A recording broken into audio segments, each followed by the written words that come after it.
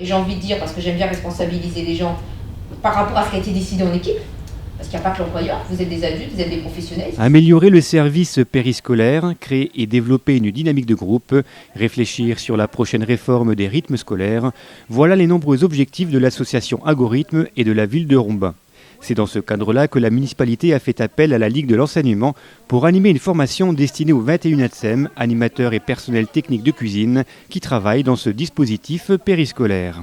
Cette formation a permis de créer un peu de cohésion d'équipe, de pouvoir travailler ensemble sur des projets à venir, sur la rédaction du projet pédagogique, puisqu'en fait c'est notre trame et c'est ce qui nous permet d'avoir une ligne de conduite au quotidien. En même temps, cette formation était bien tombée puisque avec la réforme des rythmes scolaires, on a pu anticiper un petit peu la rentrée prochaine en essayant de visualiser un petit peu comment on allait accueillir les enfants, en essayant de travailler un petit peu sur une éventuelle restructuration de la pause méridienne. Donc tout ça sont des projets qu'on proposera à l'issue de cette formation à nos responsables associatifs et de la collectivité territoriale.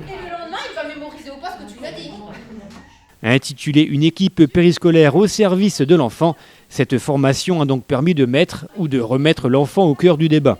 Ici, on se dit tout et on parle de tout, avec ce qui va et ce qui ne va pas, les petites choses à améliorer et celles qu'il ne faudra pas changer. On parle de la future pause méridienne qui passera d'1h30 à 2h, de la communication, du transport des enfants, de la sécurité, des animations, de la nourriture. Pas de sujet tabou, au contraire, les langues se délient et on parle librement. En 5 jours de formation, les sujets ont été nombreux. Signe qu'un accueil périscolaire, c'est plus qu'un accueil, c'est un véritable dispositif pour et au service de l'enfant. Tout est à réfléchir, tout est à y noter, ne serait-ce que le passage aux toilettes, faire pipi, se laver les mains, ça doit être référencé dans le projet pédagogique. C'est le cadre qu'on met autour des enfants pour les accueillir dans des conditions de sécurité et de confort maximum, quoi. Donc tout est pensé. Permettre à tous de s'exprimer, de proposer, mais aussi de se responsabiliser. Cette formation aura permis de poser les futures bases du projet pédagogique. Un projet rédigé, on l'a dit, pour le bien-être de l'enfant et non pour l'intérêt personnel de chacun. C'était tout l'enjeu et le message à faire passer dans cette formation.